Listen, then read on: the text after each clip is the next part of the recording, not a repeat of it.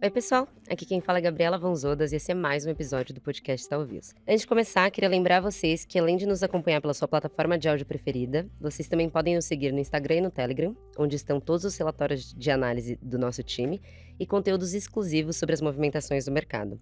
Além disso, a gente também está no YouTube, onde a edição desse podcast vai estar disponível em vídeo. Bom, as últimas semanas têm sido bastante desafiadoras para os mercados globais, com juros abrindo, ações para baixo e a volta da volatilidade. A ideia do episódio de hoje é justamente discutir o que podemos esperar de bolsa daqui para frente. Então vamos falar tanto do cenário macro quanto do micro, discutir setores, teses de investimentos e o mindset apropriado para navegar momentos como esse.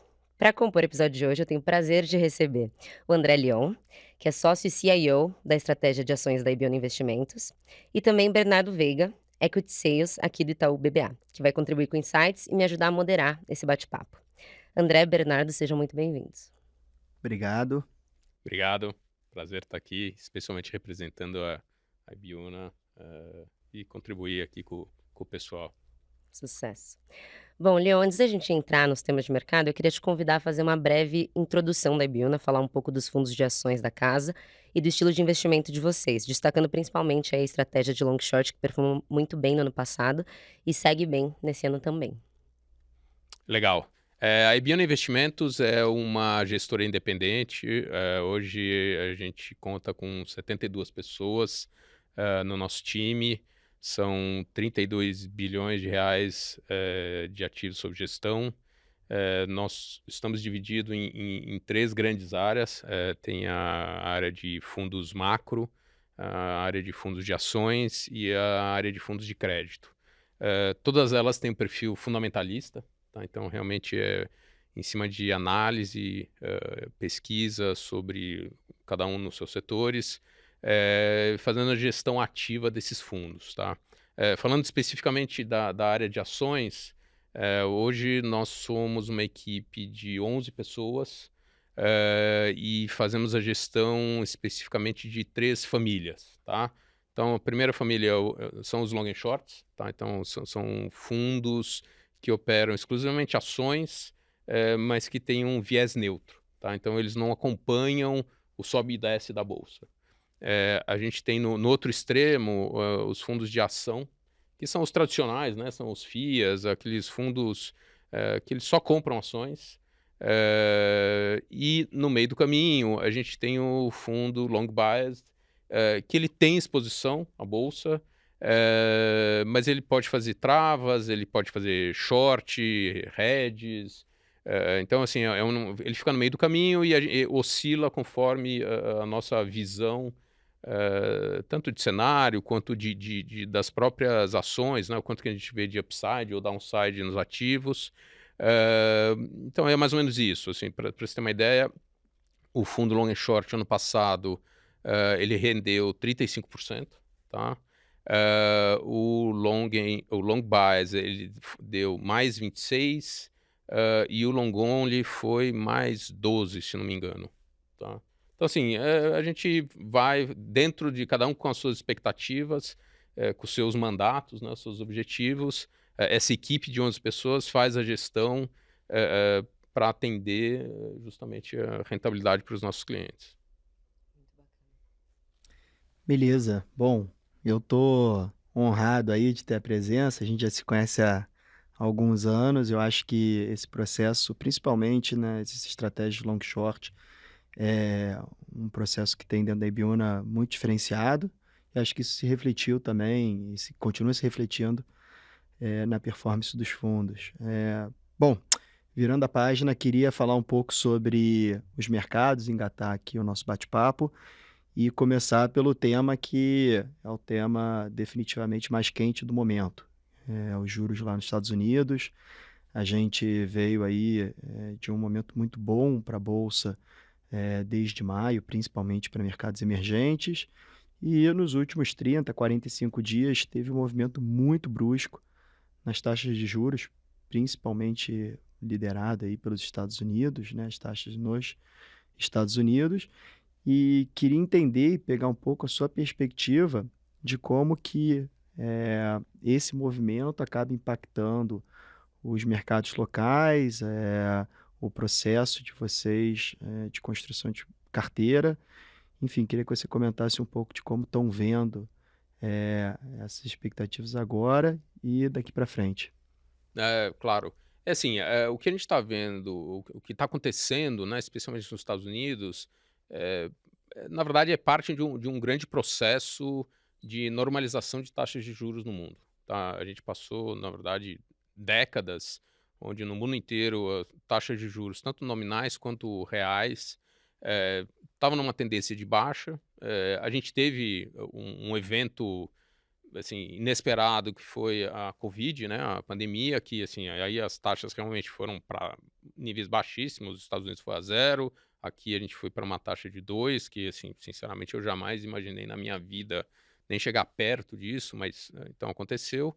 E aí depois disso a gente teve todo o processo inflacionário, também aconteceu no mundo todo, e a gente está nessa parte do ciclo de contenção, né, os bancos centrais do mundo todo estão agindo, puxaram as suas taxas de juros, o Brasil foi o que começou antes, e todos vários outros bancos centrais vieram atrás, e a gente está justamente vendo esse processo, tá. Então, o que dá para ler, parece que o Fed, né, o Banco Central Americano, já chegou no patamar que ele queria, estamos discutindo se vai ter mais uma ou não, aumento, mas, realmente isso já é bastante secundário, mas na verdade a discussão de qual que é a curva de juros é que realmente ganhou muita relevância nesses últimos meses que você levantou, tá. E aí é uma discussão que envolve, tanto a parte fiscal, que aqui no Brasil a gente discute, assim, recorrentemente, nos Estados Unidos começou a surgir esse assunto, tá. Não era uma questão, não era um issue, e começou a aparecer. E a consequência disso é que juro real abre, você tem term premium, então a curva começa a subir, e é isso que parece que está acontecendo, tá. Então começa a ter discussão também de que juro de equilíbrio, várias coisas, o termos, técnicos de macroeconomia, mas que a discussão sempre é, bom, como que é o juro nos Estados Unidos e como que isso, impacta o resto do mundo. Impacta a gente, porque se o juro americano de 10 anos, que chegou a bater, esses dias recentes, 4,85, não dá para o Brasil ter 7 de juro, tá. Então a gente sempre tem um prêmio em cima do risk free, né, da taxa livre de risco. Então, essa também, tá afetando a gente por esse efeito, né. E a discussão que a gente faz em portfólio, é procurar ativos que, estejam num valuation, que nos dê proteção, que nos dê conforto para carregar num cenário desse de incerteza. Então a discussão é não só do ponto de vista de custo de capital, né, da taxa de juros mais a remuneração, mas também do ponto de vista de crescimento. A gente sabe que taxa de juros sobe, normalmente, o esperado é que o crescimento das empresas, das economias, reduza. Então, a gente tem que ter também empresas que, se vão sofrer menos essa desaceleração da economia. Então, essa união, né, essa análise que a gente faz no nosso universo de cobertura para tentar escolher, e aí especialmente no long and short, tentar escolher os melhores ativos para a gente comprar e os melhores ativos para a gente vender. Que também é descobrir as empresas, identificar as empresas que vão sofrer muito, tá? Então, especialmente no valuation. Só, acho que importante, chegou a mudar a percepção da Ibiúna em relação a esse patamar de juros, tendo em vista essa, enfim, essa abertura de taxa recente? Vocês chegaram a mudar o cenário base de vocês ou segue o mesmo Não. por hora? Por hora segue essa visão de que Fed terminou ou está para terminar, provavelmente terminou. Só que aí é uma discussão muito mais fluida, desse term premium, né, dessa curva. Então o treasury, ele é o 10 anos, né, 4,70 ou 4,10, tá. Então, essa parte é muito mais uma consequência na verdade são vários fatores, né, você tem desde essa visão de fiscal, que é fundamentalista, mas você tem toda a parte também oferta e demanda do Tesouro Americano, se o cara está precisando se financiar ou não, crescimento do fiscal, se realmente os caras vão começar a controlar ou não. Então, tem muita coisa que é mais difícil do que simplesmente ficar olhando a inflação e falar: "Putz, o Fed chegou lá, o Fed não chegou lá".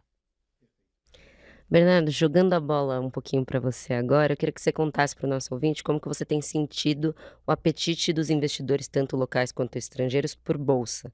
Além dos juros que o Leon comentou, quais temas você tem visto como mais quentes nas conversas do dia a dia? Não, perfeito. Bom, o apetite do investidor, ele muda quase que, às vezes, diariamente, né? Acho que a gente teve um aumento de volatilidade importante, enfim, nesse período que a gente comentou agora, principalmente os últimos 30 dias. Então, assim, a gente viu que desde maio teve um interesse grande por emergentes. O Brasil se destacou nessa fase, acho que a gente até comentou aqui em outros episódios um pouco desse momento que os emergentes estavam vivendo, ainda de certa forma segue vivendo, que acho que o case não acabou. Eh, e esse apetite, eu acho que ele vem diminuindo já faz pelo menos uns 2 meses, que tem uma percepção de que o Fed lá fora, que hoje é o tópico de importância 1, 2 e 3, estava ficando um pouco mais hawkish, porque os dados da economia nos Estados Unidos estavam suportando uma tese de que a economia continuava muito forte, ou continua muito forte. Então, o apetite do investidor veio diminuindo desde ali do final meados de agosto, e aí foi aumentando enfim, essa preocupação. E hoje eu diria para você que, assim, por parte do estrangeiro olhando ativos de emergente, ele talvez tenha voltado para um patamar abaixo de neutro, assim. E aí não quer necessariamente dizer que isso se reflete totalmente em alocações. Acho que muitos dados às vezes dizem que não, o estrangeiro já está overweight, mercados emergentes, etc. Mas, assim, eu acho que nos patamares de janelas que a gente olha, a impressão que dá, e os dados corroboram, é que a gente teve uma saída expressiva de capital estrangeiro do país. Isso é verdadeiro também para outras partes de mercados emergentes. Então, teve uma saída de capital relevante eh, da Ásia, e aí principalmente China, né? E, naturalmente, o que na contramão a gente vê é que existe uma demanda grande por ativos de tech. Então, quando a gente olha como a bolsa se comportou lá nos Estados Unidos, na verdade é que hoje você tem duas bolsas. Você tem a bolsa daquelas 7, 8 grandes empresas, muitas delas são empresas do setor de tecnologia, e você tem uma outra parte da bolsa, que são os ativos tradicionais com bancos, petróleo, indústrias, e essa bolsa tem sofrido. Ela não tem ganhos no ano. Se você for olhar para o S&P normalizado por pesos iguais, né, ele está flat no ano, não tem ganhos.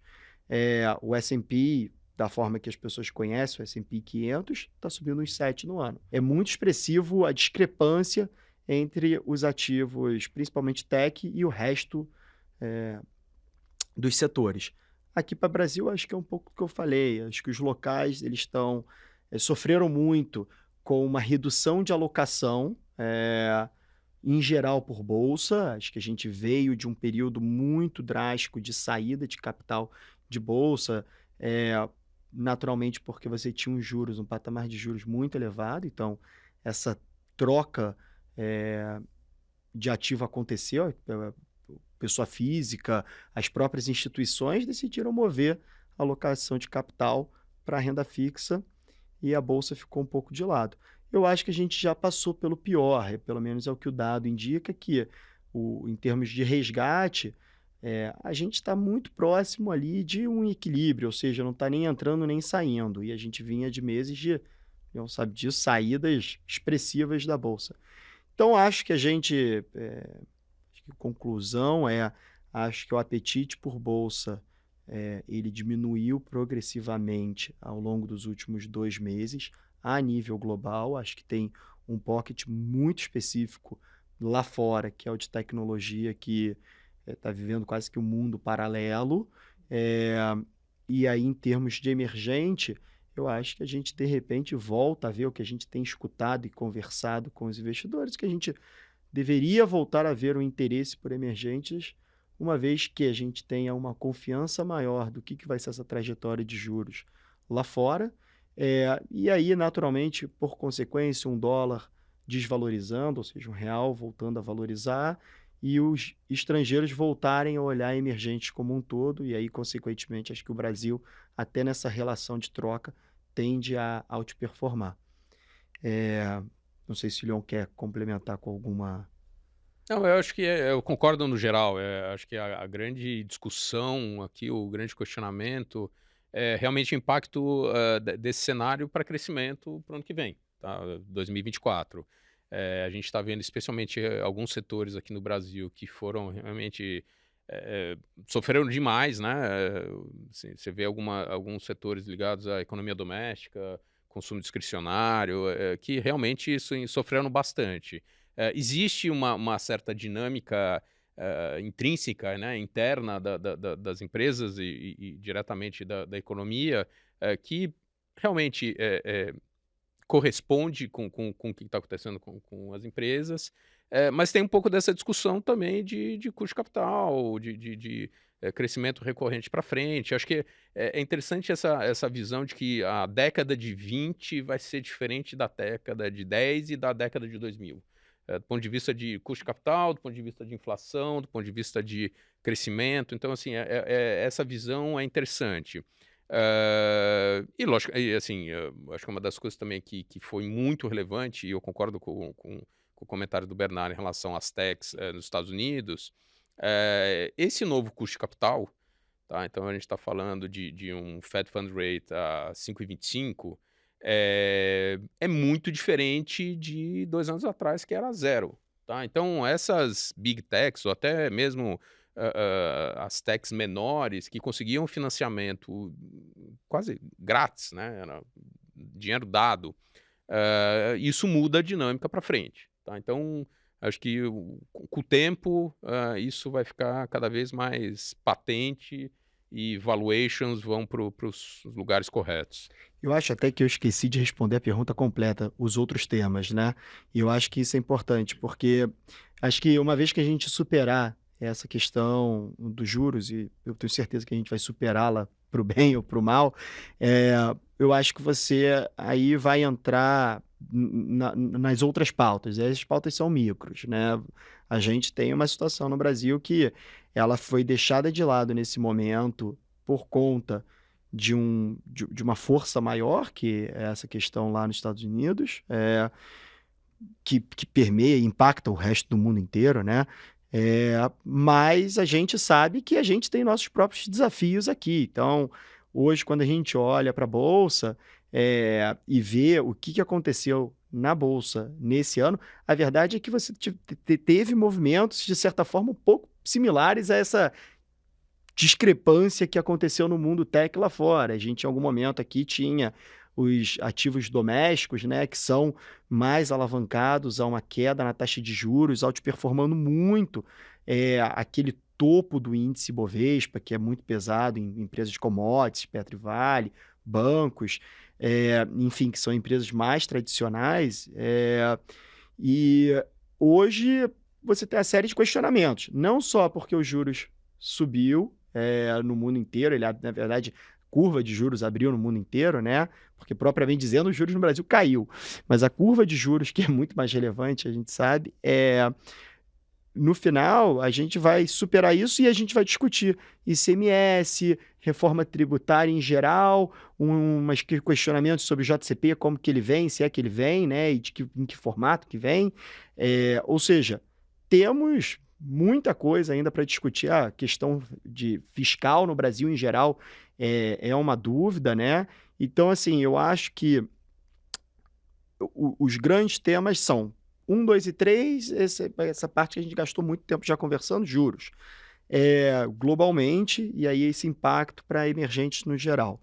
2, a situação de fiscal no Brasil, arrecadação e os impactos sobre a agenda de reforma tributária no Brasil, o que isso vai reverberar para as empresas do índice. Então, a gente sabe que tem empresas que usam o JCP, essas empresas têm algum risco associadas a ela do JCP eventualmente mudar, até mesmo, quem sabe, acabar, apesar de que isso está parecendo menos provável agora. Tem empresas que usam de mecanismos tributários, enfim, benefícios fiscais e tudo mais, que naturalmente também podem ser revistos. Então, acho que até para a gente evoluir essa conversa, acho que eventualmente a gente vai perguntar ao longo do podcast, como que você navega, né, isso daqui. Então, mas enfim, acho que esses são os grandes temas. Beleza. Aproveitando esse gancho da agenda de reformas aqui no Brasil, a gente sabe que esses temas têm sido pontos de muita discussão, justamente por terem algumas implicações relevantes para alguns setores e empresas da Bolsa. Então, Leon, eu queria entender como que vocês têm administrado esses temas, no contexto da construção de portfólio de vocês. Tá, essa pergunta não é fácil, não. O que tem acontecido é que as várias propostas que estão sendo levadas para o legislativo, nos diferentes, né, JCP, mudança do ICMS, a própria reforma tributária, assim, sempre são propostas que elas são relativamente abertas. Tá? Então, o que a gente faz? A gente cria cenários, tá? Especialmente para as empresas mais afetadas, tá? Por essas mudanças, para a gente tentar identificar assim, o que é o pior cenário. Tá? O melhor cenário é não mudar ou, sim, é uma coisa muito do jeito que está. Né? Então, o que a gente tenta é identificar qual que é esse espectro de possibilidades para a gente tentar precificar o quanto que os investidores já estão reagindo àquela notícia, tá? Ou àquela movimentação. Então, o exemplo que o Bernardo deu de, sei lá, JCP. Tem algumas empresas que é sabido, né? Então, você pode falar de Ambev, você pode falar de Vivo, tem algumas que são, assim, grandes, digamos assim, usuárias desse instrumento. O que acontece se você tirar, assim, zerar, eles não podem mais usar. Como que impacta o lucro? E aí a gente vê dentro do valuation da bolsa e como é que a gente vai fazendo. E a gente faz isso com todos. Então, a mudança do tratamento do ICMS que foi proposto, mudança de alíquota de imposto de renda, de dividendos e tudo mais. Então, é esse tipo de coisa que a gente vai construindo e aí a gente vai realmente escolhendo quais são os ativos que a gente quer ter ou não quer ter, né? O que está negativo.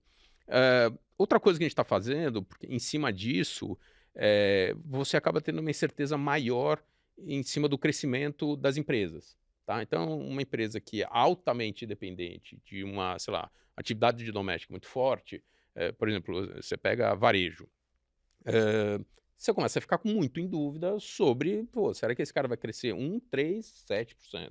Não sei. Então, a gente naturalmente acaba migrando um pouco para empresas que o fator de crescimento é não correlacionado com a economia. Tá? Então, você tem empresas que eles têm ou algum nicho específico que eles estão crescendo e ganhando muito market share, ou é alguma coisa de reestruturação interna. Então, a empresa, então, por exemplo, dos exemplos, Eletrobras. A empresa foi desestatizada há pouco mais de um ano.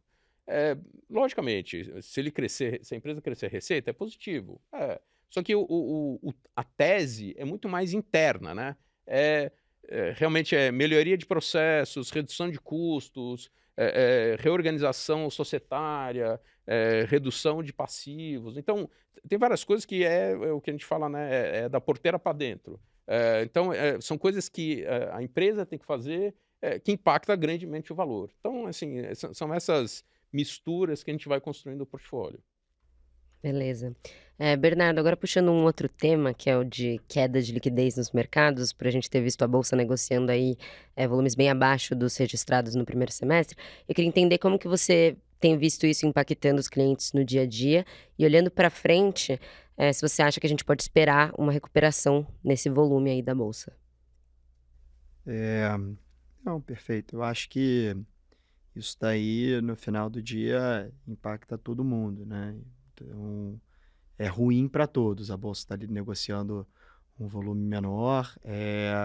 Eu acho que a gente, no nosso trabalho aqui de apontar coisas que estão chamando a nossa atenção, de atuar como provedor de liquidez, em situações específicas, naturalmente ajudando a fomentar o mercado, eh, cada vez mais que a liquidez acaba enxugando, seja pela saída de players, seja porque tem esse capital que saiu do Brasil, ou seja, naturalmente pelo nível das ações terem diminuído, o valor delas a mercado terem caído, eh, tudo isso torna o processo, desde você encontrar boas ideias, até você conseguir capitalizar nessas boas ideias, seja tanto numa ponta, long quanto numa ponta short, porque você tem mais dificuldade de expressar aquela sua ideia. Eh, e por fim, no final, a gente acaba ficando cada vez tem a tendência é cada vez você estar mais correlacionado ao índice, por uma preocupação de acordar e ter um evento algum evento que você não sabe, e o fato de a liquidez estar reduzida num papel ou outro, você aumentar o tamanho da volatilidade naquele ativo. Então a liquidez ela acaba sendo condizente muitas vezes com a própria volatilidade do papel. Então, assim, eu acho que a gente está num momento ruim, a bolsa teve uma queda brutal assim de liquidez. O que eu sinto dos clientes é isso, os fundos de bolsa cada vez mais querendo ter uma carteira um pouco mais parecida com aquela do índice, porque quando você está mais próximo do índice, que você diminui um pouco a dispersão, mas 2, porque você acaba ficando em papéis mais líquidos, né? Você aumenta a sua posição numa Petrobras, você tem um pouco mais de Vale, você aumenta a sua posição em bancos, então naturalmente você tira um pouco desses riscos de cauda da carteira. Eh então isso digamos que é a parte número um. A parte número 2 é que, assim, tira a atratividade do mercado, né. O estrangeiro, quando ele vai olhar para a bolsa aqui, olha para uma bolsa no sudeste asiático, olha para a bolsa na China, naturalmente, ele encontra pockets de liquidez muito maior por lá do que ele encontra, muitas vezes aqui. Então, eu acho que o fato da liquidez ter caído tira a atratividade do mercado. Não sei se o Leon concorda comigo, mas assim, a impressão que a gente fica principalmente a gente que trabalha muito com eh eh eh eh, projetos de mercado de capitais, né, emissões secundárias, primárias, a gente escuta esse feedback. Poxa, o estrangeiro não está olhando porque, enfim, o tamanho dessa operação aqui é muito menor do que o que ele precisa de liquidez. Então, assim, você acaba restringindo, eu acho que tanto a atratividade quanto a quantidade de ideias, o espectro que o pessoal olha acaba reduzindo. E Leon, na Ibiúna, vocês sentiram que isso afetou o processo de stock picking de vocês? Ficou mais difícil de achar boas ideias por causa dessa liquidez reduzida? Na verdade, na verdade não. Porque, a gente sempre tem, e aqui eu falo Ibiúna como casa, tá. Uma das características da Ibiúna, a gente sempre opera ativos líquidos, tá. Então, o pessoal do macro, a gente, o pessoal do crédito, a gente, raramente, para não falar nunca, vai, raramente a gente entra em ativos que são, ilíquidos, que a gente tem dificuldade de se movimentar, tá. E aí, especificamente no nosso caso, assim, a gente erra, o cenário muda, as empresas mentem. Então, o direito de ir e vir, que eu chamo, que é esse negócio de conseguir entrar e sair, é muito importante, tá. Então, naturalmente, a gente sempre olha, o nosso universo de cobertura hoje é por volta de umas 150 empresas, a gente sempre olhou para as 150 maiores, tá. É verdade, o Bernardo está absolutamente correto, a liquidez diminuiu, Mas uma empresa que negociava 500 milhões por dia, negociar 450, 400, não faz grande diferença. O problema é uma empresa que negociava 15, que agora está negociando 5. Aí você tem um problema. Então, para a gente, lógico, a gente presta muita atenção, a gente tem 2 pessoas específicas para acompanhar mercado, então toda a parte de execução, controle, Henrique e Leonardo, é eles que fazem isso, eles são os nossos olhos, no mercado para a gente acompanhar o que está acontecendo. Então, assim, a gente está por dentro do que tá lá, do cenário, mas não foi uma grande mudança, para a gente não teve nenhuma, assim: "Meu Deus, o que que a gente faz agora?". Então, inclusive, na verdade, no final desse mês, a gente vai reabrir o fundo long and short, o IBIO na long and short. Tá fechado aí faz mais de ano por capacidade, e a gente achou que estava na hora de: "Poxa, a gente está com capacidade, então a gente vai reabrir no final do mês". Então é um pouco até, assim, indicação de que, a gente está vendo até um pouco o contrário, tá, tem muita coisa interessante e atrativa para investir. Não é a tese padrão, é a tese que a gente internamente chama no agora vai, né, a gente não acha que agora vai, que o Brasil vai explodir, vai crescer descontroladamente, ou que a bolsa tá barata pra caramba, não é isso, mas a gente acha que tem muitos ativos atrativos que vale investir. Não, eu acho esse ponto, acho que é uma característica muito legal. Eu sei porque eu sei que muitas vezes eu me vejo ligando para o Leão aqui, querendo falar de um ativo ou outro que já é descartado nos primeiros 3 minutos. Eh, mas assim, eu acho que isso daí é uma característica legal e a gente vê que quem seguiu essa disciplina, no final acabou, conseguindo acho que se defender um pouco mais nessa virada do mercado. Eh, bom, até então eu vou até aproveitar, porque eu queria que você compartilhasse um pouco, dos temas, das teses, que você quando você diz assim: "Putz, a gente está olhando as empresas mais líquidas e naturalmente", acho que até vale explicar, né, assim, dentro de um fundo long short, você tende a operar, os fundos long short tendem a operar com uma capacidade, que é importante administrá-la, porque você sabe, você diz 150 empresas, né, é empresa pra caramba e você ter a capacidade de ter uma posição long ou short em cada uma dessas empresas, às vezes você tem que ter posições bem menores ou outras bem maiores para conseguir aplicar em tudo. Então eu queria pegar um pouco da sua cabeça, né, que são teses que têm sido, digamos que mais core, para o portfólio da Ibiúna, ou outras que você acha que daqui para frente podem, dar super certo, mas não estavam lá antes. Enfim, conta um pouco pra gente, acho que esse é sempre o tema que os ouvintes mais querem ouvir. Mas então, enfim, passa a palavra. Vamos lá, a gente tem algumas posições que eu não vou chamar de core, mas, assim, que são bastante, antigas, vai. Acho que a mais clássica, que também acho que todo mundo já sabe, a gente tem Petrobras há muito tempo, tá. Petrobras pra gente é uma empresa, apesar de ser estatal, assim, ela realmente passou por um processo de saneamento e de melhoria de tanto condição financeira, quanto operacional, governança corporativa, que chamou muita atenção. E chama atenção para a gente até hoje o valuation dela em relação aos peers globais, tá. Então, por coincidência, estava olhando hoje de novo, essa métrica que a gente olha, assim, Petrobras está tradando a 3 vezes EBITDA, com yield tanto para 23 quanto para 24, yield é pagamento de dividendos, entre 15% e 20% ao ano, tá. Quando você olha os peers, globais, que sejam razoáveis de serem olhados, você encontra valuations que ali na casa de 4, 5, 6 vezes EBITDA, com o dividend yield de 3%, 4%. Então, assim, é uma discrepância realmente o quanto você recebe pelo investimento feito que, na nossa cabeça, não faz sentido. A gente não tem a tese de que Petrobras vai negociar em linha com peers globais. Mas é simplesmente esse desconto é demasiado.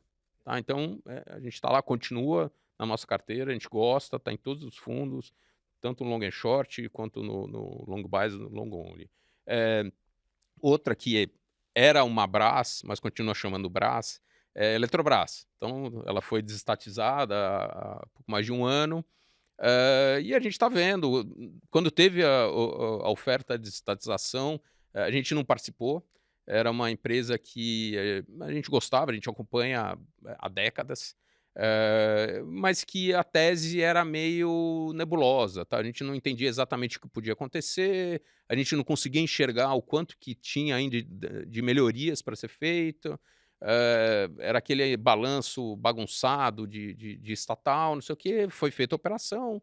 Então, e aí a gente continua acompanhando. E o que a gente está vendo é que realmente, um ano depois, inclusive acabou de mudar o presidente, entrou o Ivan Monteiro, que era o presidente do conselho, semana passada, retrasada, mudou o diretor financeiro, entrou uma pessoa que é extremamente capacitada, conhece o setor elétrico também há muito tempo. Então, assim, você está tendo uma troca de pessoas, sangue novo entrando, e em conversas que a gente teve com esses entrantes, a gente está vendo que tem muita coisa para ser feita, tem muita coisa para ser melhorada. Isso é muito bom.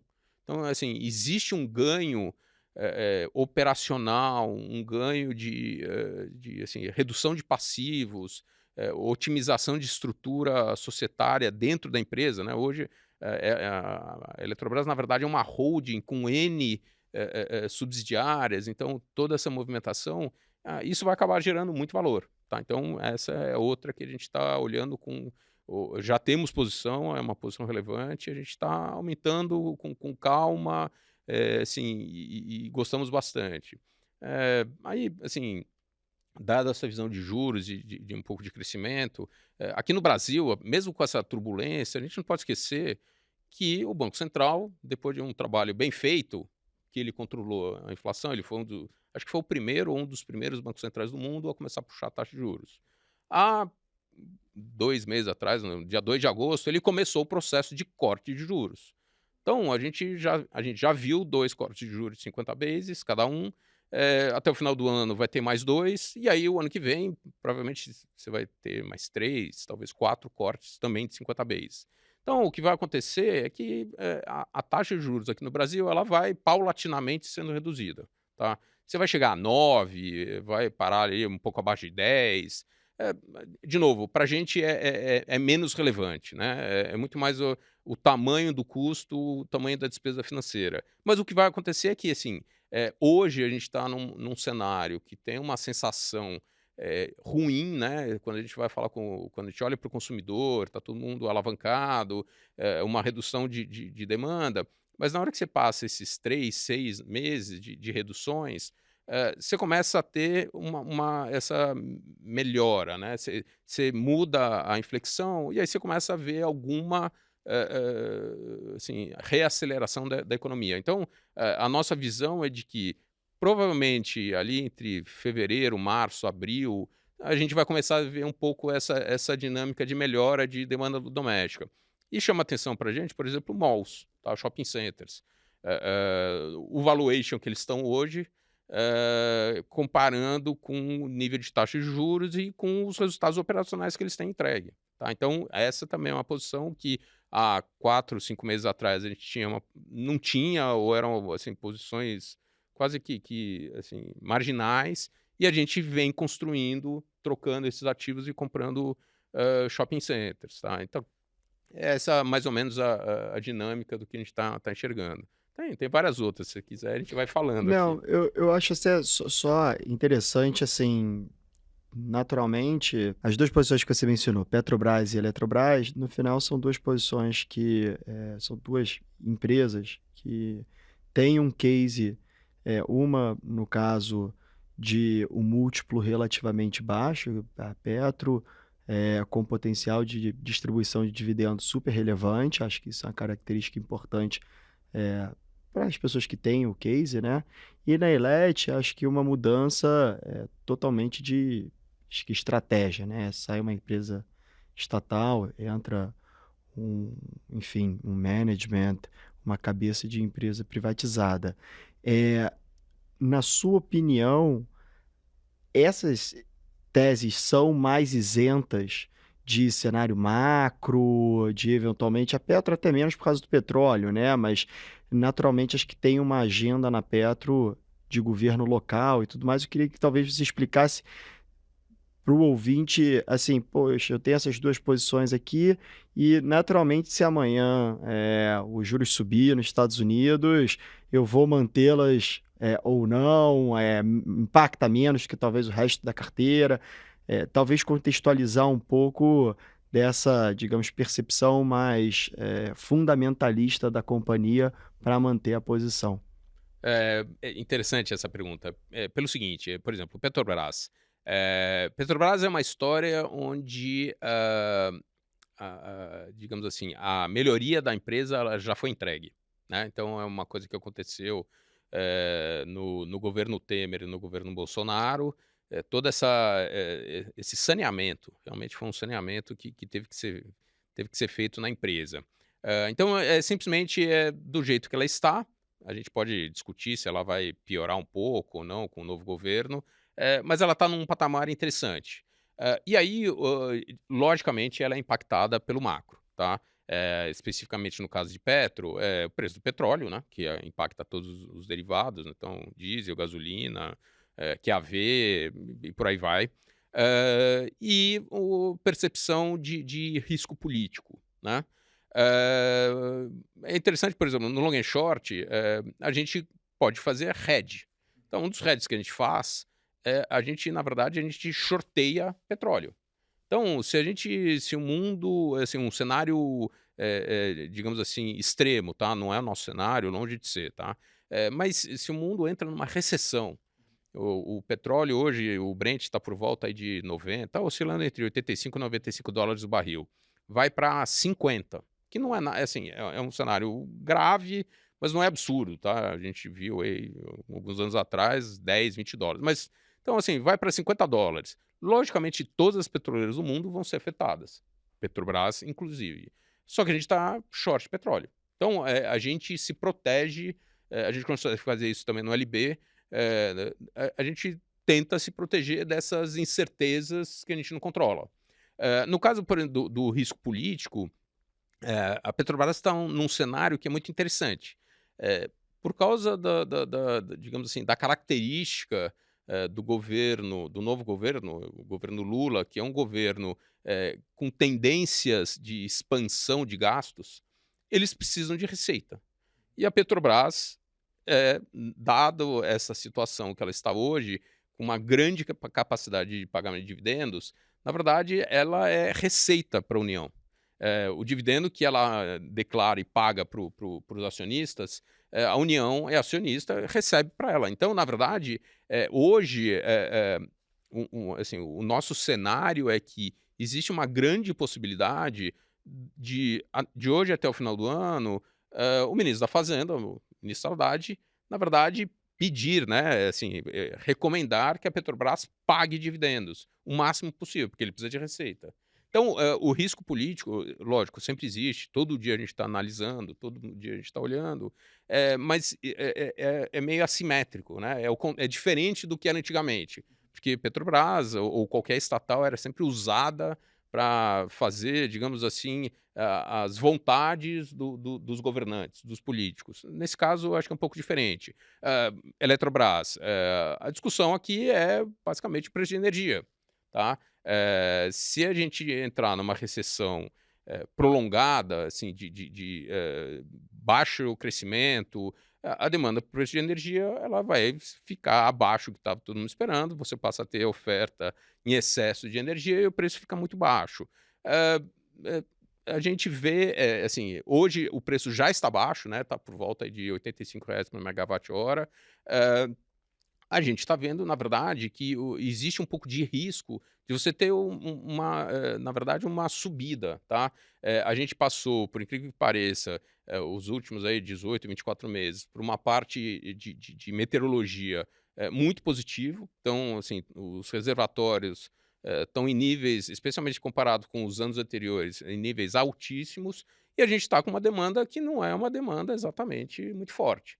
Então, se a gente vai para uma normalização de regime meteorológico, e a gente vai para uma demanda um pouco mais acelerada, na verdade, você vê esse preço subindo um pouco. De novo, não é que a gente acha que o preço da energia no Brasil vai explodir, muito pelo contrário. Porque a gente está vendo toda essa parte de eólicas ou alternativas no geral, né, entrando em produção, mas mesmo assim você tem uma demanda, tá? E o que é interessante é esse da porteira para dentro, essa tese de realmente acontecendo dentro da empresa, melhorando os resultados.